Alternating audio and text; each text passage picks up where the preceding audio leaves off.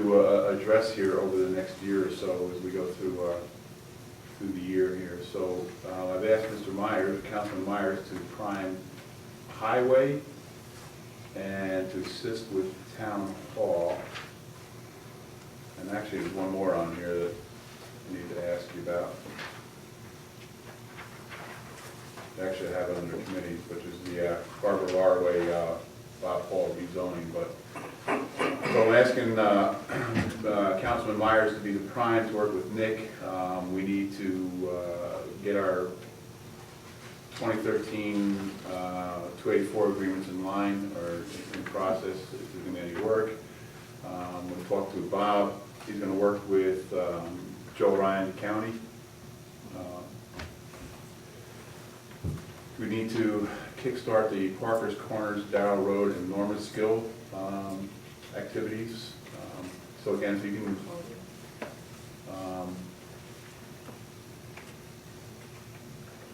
draft the emails or the letters, Bob. We'll put them on, either myself or somebody else will work on putting them on the town letterhead and then getting them out. Again, for Parker's Corners, DOT has agreed in concept with the idea. And as we talked earlier, I think Mr. Ryan's or Joe Ryan's estimate to make that repair is a little excessive, but if we can move forward on that. One big item I'd like, and I was going to ask maybe Lisa Carandi if she wanted to help, but we'll see. Traffic control of the trucks coming out of Pilot Station. As we've probably seen, our gazebo got ran over, but we've had problems with the Pilot and the trucks when that Pilot Station's full of pushing everybody down Route 7. So either turn around on Pangburn North and stuck, they're trying to turn around Rick Peterson's area, they're trying to turn around on our cul-de-sac. I think the root cause is the Pilot Station. And when that place is full, I mean, that whole corner down there gets jammed up. So I don't know, Bob, if you can kind of work. I know Lou's, has some, definite knowledge on this, but maybe we can talk to DOT or U.S. Department or even Harry Caffardi in Rotterdam to see what we can do to try to alleviate that before something else happens.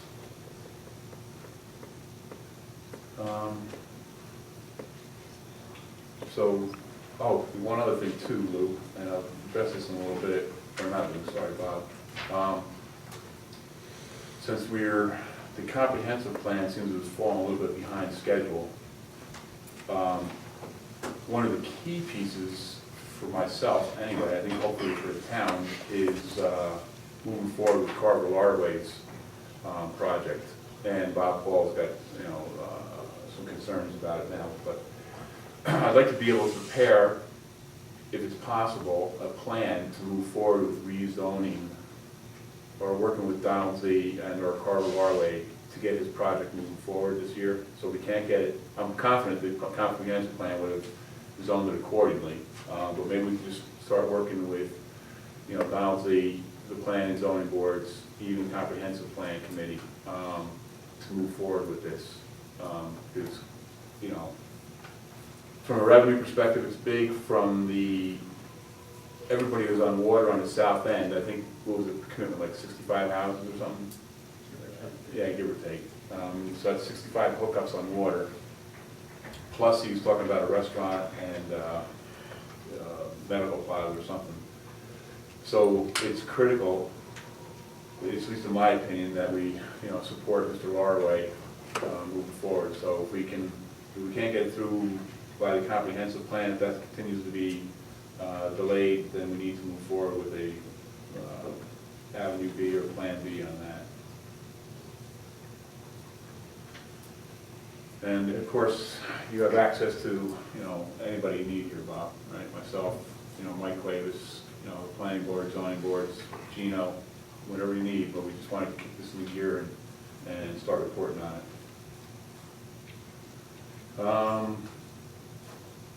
Lou, you've got a stack of stuff. Yes, I do. You want them all right now? If you can go through it briefly. hall, you've got reduced heat and air conditioning. That's all gonna come into play with the solar. Yep. Okay, the trooper barracks, the 2013 project, redoing their workstations. We're gonna have to be getting scope of work done on that. That's what we're in the process of doing. The rest of it, if we go down through, the only thing I haven't done yet is the employee policy, but the solar, we met yesterday with, which I'm very excited about. The electrical engineers were up here, to any electricians, to start working on the solar installation. They were here, they're going to start doing the interior work on it, and as soon as the ground breaks, they're going to be starting to put the solar arrays in. George and I, along with the whole team from New York Light Energy and their electrical engineers and the electricians, came up and inspected the pump station and the Gifford Church Road station. And George is very satisfied with what they're going to do up there. And as soon as they can get going on it, it's a go. And it's going to be a tremendous cost savings to the town as far as our electrical energy. And I think it's a great thing.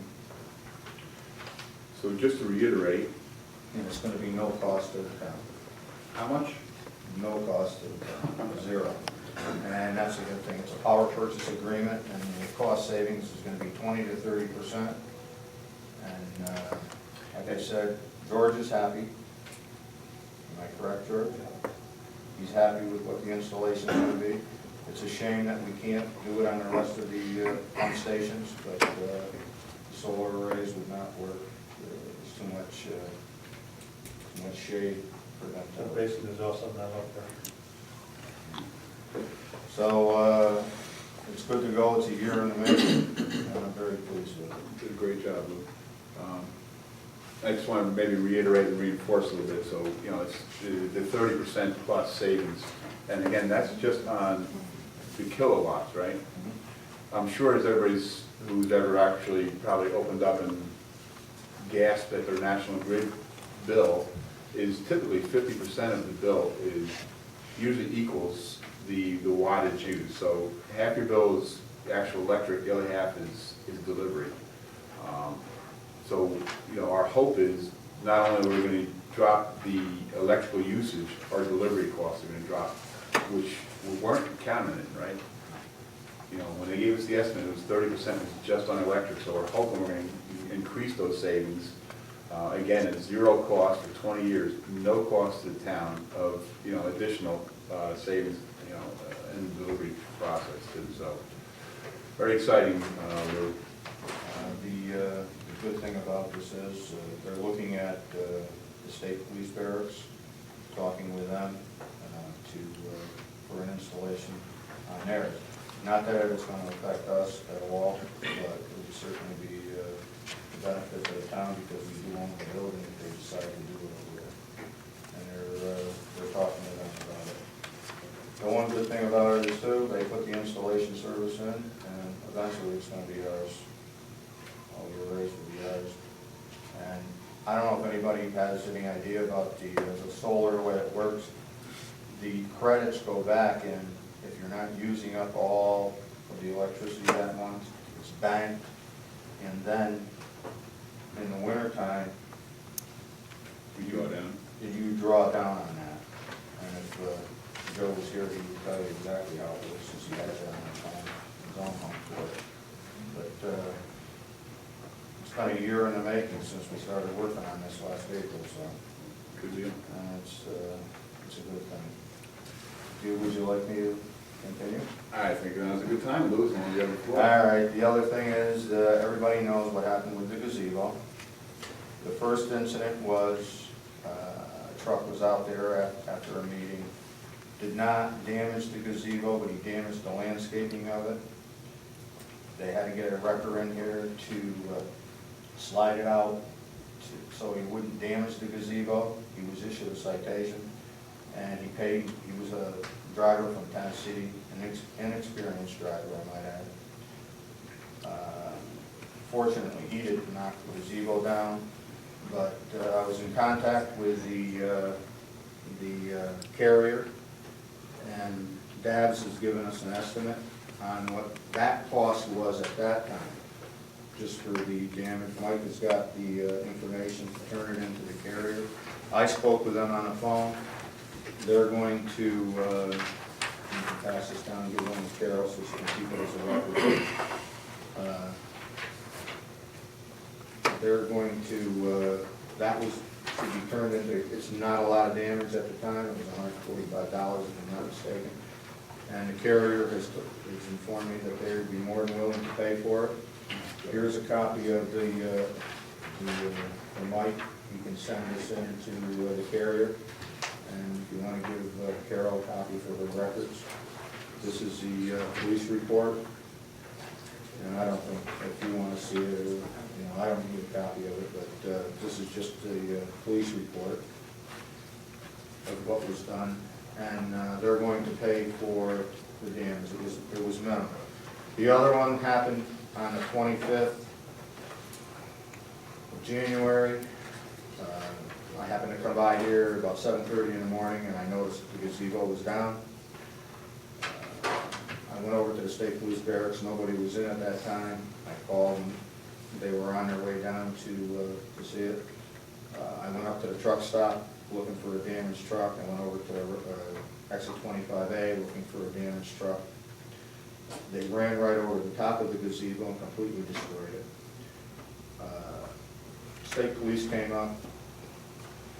I went with him down to Price Chopper looking for a damaged truck, because there was quite a bit of damage had to be to the truck, if anybody saw what happened out there.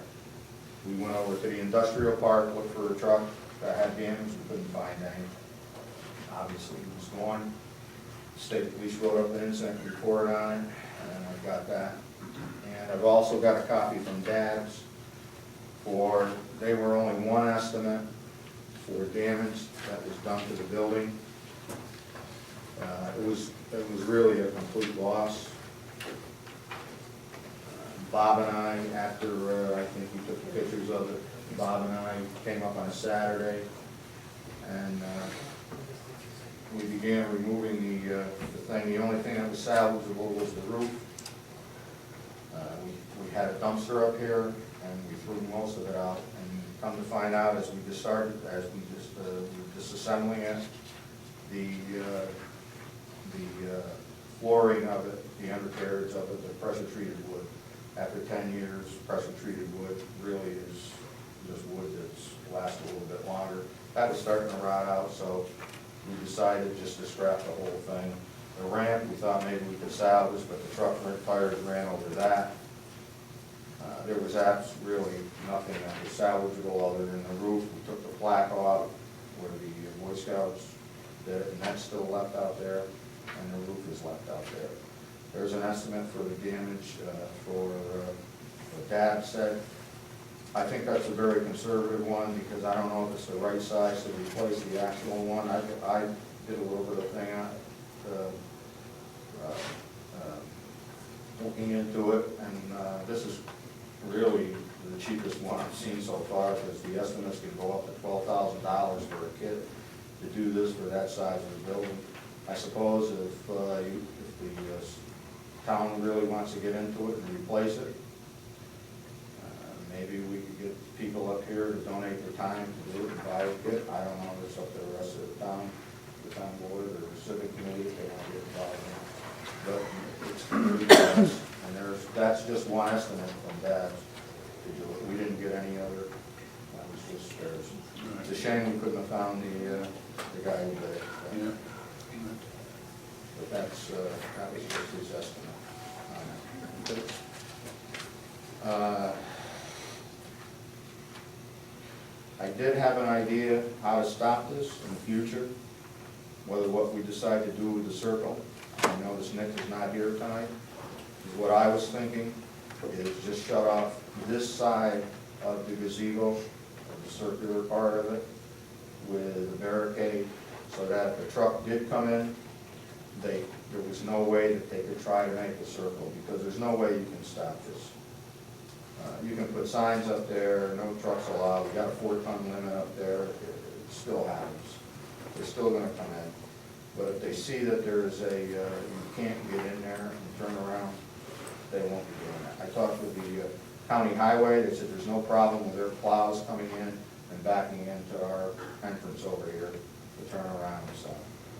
That's up to the town board if they want to pursue it that way, and talk with Nick about it since he's in charge of our highway department.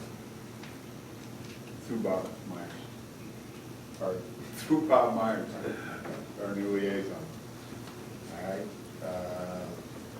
We talked about the solar. Here's another big one, and well, let's go into this one. You saw that Jim's roll-off is up here, and I got a price quote from them to do pick up our garbage, and we're paying $70 a month, $69 or $70 a month for garbage removal. Jim's roll-off is over here on Pangburn Road, and I'm one to keep business in the town. They quoted me a price of $45 a month. I don't know, I talked to Ida, she said we have no contract with them, maybe Carol knows we have a contract with, we do have a contract with County West. How long is it for? I think it's a break 30-day contract. 30 days? Well, they offered us $45 a month. It's not a garbage bin as it is, but it's the containers, and they would provide us as many as we needed for $45 with the recycling one, and they would come up, if we put them against the wall, and say you would just come up and get them and pull them out, we wouldn't have to do nothing. So that's $840 a year that we'd be paying for county, $540 for gyms. It's a $300 savings. It's not a lot, but it's a savings to the town. It's up to the town board if they want to go with it. I just presenting it. I know, Darla, you talked about recycling and starting a recycling program and all the paper we use in town. So if they can recycle paper, They said they would do that. I'm more than for it. So that's up to, I don't know if we need a resolution to do it, or if you want to wait till, he was sending it in the mail, his proposal. All right. If you want to wait till next month. We'll look at the agenda meeting, make sure we're all good with it, send the cancellation in, I'll have it on the, as a resolution for March. Jim's roll-up, you said? Yes. They're up on Pangburn Road All right. in Paul's industrial plant. Okay. All right, here's a big one. This that nobody in the town seems to know yet. And about maybe 3.5 weeks ago, we met with the Tony Jasinski, who's on the county legislator. We were trying to get see if we could have 911, the dispatch center, put in a place in the town, someplace within the town. And after the... So just to interrupt you, so that Carver Larway put in a bid, a very good bid. I don't think a decision's been made yet, so he's still in the running. No, the decision hasn't been made. Oh, okay, yeah, so he's still in the running. Decision hasn't been made, but after I was talking with Tony, and he made a suggestion to me about the sheriff's department, and it dawned on me, I said, how much room do they need? And he says, not much. So he called Sheriff D'Agostino up, and a meeting was set up with him and I and the undersheriff and Tony. And we met, we discussed the possibility of them renting some offices from the town hall. And as soon as I mentioned that to him, the sheriff was ecstatic about it because of the location of the town, because of the location of the building here. They would have access to being in Montgomery, to the Montgomery County line, whether it be through Rotterdam Junction, exit 25 to 25A to 26, and right down, all parts of the western town over here. They were planning on one time going to Duanesburg and building a building, but they are very, very interested in renting some space from the town. They have a lot of money to spend, if need be. They've even talked about building a garage here, they would want to, someplace within our property, pay for it, a long-term lease, renting offices from us. Possibly, in the future, putting on an addition that they would pay for. This, to me, is one of the best things that I think could happen for the town. Mike has been kind enough to offer his office, since he's not allowed down here during the day,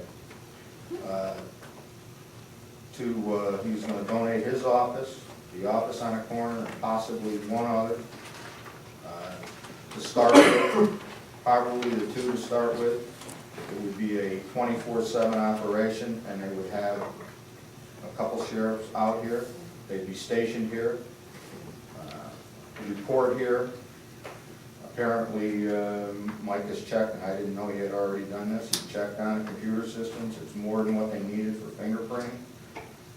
We would not need to put in a security system, which we were planning on doing, because we would have sheriffs running in and out of here 24/7. We're heating and cooling the building, and we're only utilizing the building 3 days a week, maybe 4. I think that this is a great thing. We would never, if we can get this done, and I met with them again today, their attorney was up here today, looking over the building again with the undersheriff, the sheriff, their attorney, and the Hamilton, I think he's part of the sheriff's department. They're all very excited about it, and it's like a 100% thing is the town wants to pursue it, that they would be taking offices up here with a long-term lease, provided that the attorneys, Mike and their attorney, could get together, decide on whatever the rents would be. We would provide we just talked briefly about the heat, the light, of course, would have to be incorporated in it since we have it. The cleaning of the building would be incorporated into it, which would be part of their lease. To me, this is like a great thing. If we ever get this in, we would have the maintenance of the building would be forever as far as maintaining it, because the rent would be coming in and we would have to be putting the money back into the building. And we would have security here 24/7, saving on that. And personally, I think it's a great thing. I've been meeting with them, and this just came about by accident, and they're ecstatic over it, and I think it's a great thing. I don't know how the rest of the board feels. It's a win-win for both teams. So conceptually, we're in agreement. Just in mileage savings and gas savings, the sheriff's department's going to do well. Location-wise, again, they can hit any part of western Schenectady County within minutes. So location-wise, it's great. As Lou had indicated, they were going to build in western Duanesburg, and they had a budget of $300,000. The great news is they still have that budget of $300,000. So again, conceptually, we're in agreement. We want to. It's going to be a transition. It's not like you're going to move in and take over, 3/4 of the building. It'll be a transition. What we're hoping to do, and again, we're just getting started on this, but the idea is give them a little bit of office space. Use that some of that $300,000 to build an extension on this building, And plus, as Lou indicated earlier, an extension or another garage out back. Actually talking to Dan Marciniak, and I think we all, especially George, and I'm sure Michelle's running out of room, Carol's running out of documentation room. To use this building as an extension, you know, for additional office space, you know, record space, record keeping space, it's just good news all over. And again, this helps split or offset some of the logistical costs of running the town here, electric, heat, the T1s, the phone communications, no security. It's just a great news story all over the place. And again, as they indicated, you know, they're looking at a long-term lease, so it's great news. So I'm asking Mike, as we speak here, to draft the resolution, go ahead and start negotiations. If the rest of the board is in Yeah, favor. if the rest of the board's in favor, they are ecstatic over it, and like I said, they were 99% sure last week, when they came up today, they said it's 100%. If we're in agreement with it, to move forward and start talking with them about it. The reason they want to put up a garage back here, they want to store their snowmobiles and their four-wheelers, whatever they have to have, whatever equipment they need. It's not going to be like there's going to be, you know, a whole group of people in here. You know, I don't know how many they're going to have up in the end of the town, 2, 3 maybe, sheriffs, I don't know how many they're going to have. It doesn't matter.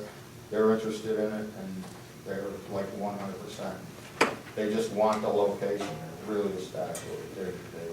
When I mentioned this to them, they've been all over me about it, talking with me. Tony's been calling me.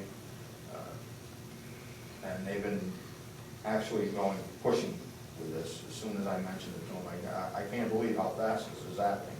That's if the town, if the rest of the board is looking to pursue this. Now, like I said, I'm only one person, and I only just got this started, and it's up to the rest of the board to decide it. But I think it's a great thing. Yeah, I agree.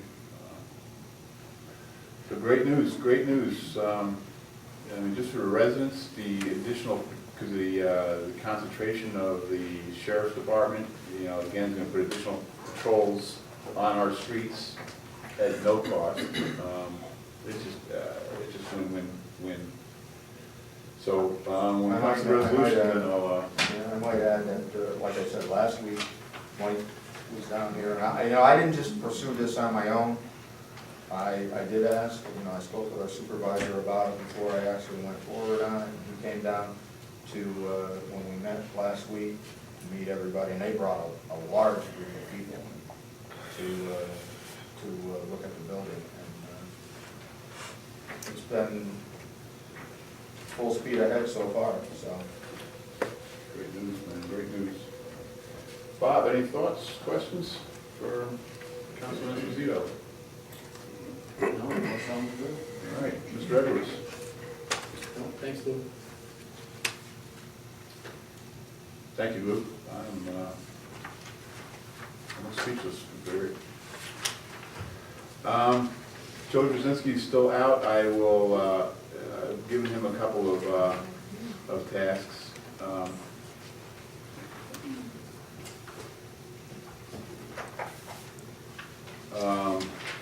I'm going to ask Joe to project lead the E-code or the general code update.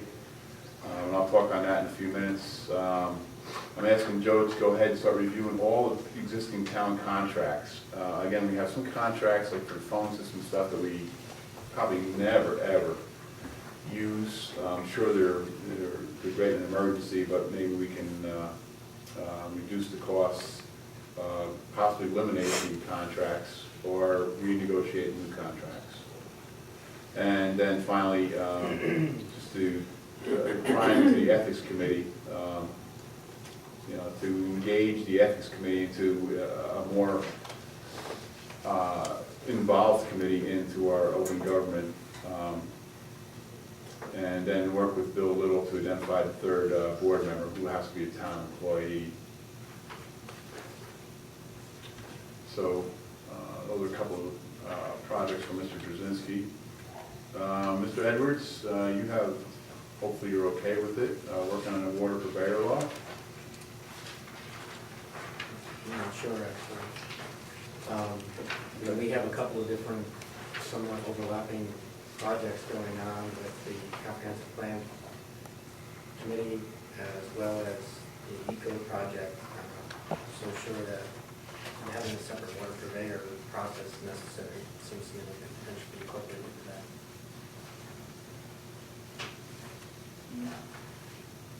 So that would be my recommendation. On my last couple of years on the planning board, I pretty much expressed my opinions about the fact that I thought that something that should have been addressed at the time of the water district going in. At this juncture, to do something one-off with water purveyor and, have it fall outside of a more comprehensive process, I'm not sure it's necessary or could potentially just be redundant. I think it's necessary to address, but I'm just not so sure that it needs to be addressed independently. All right, thank you. Anything from Mr. Edwards? All right. Justice.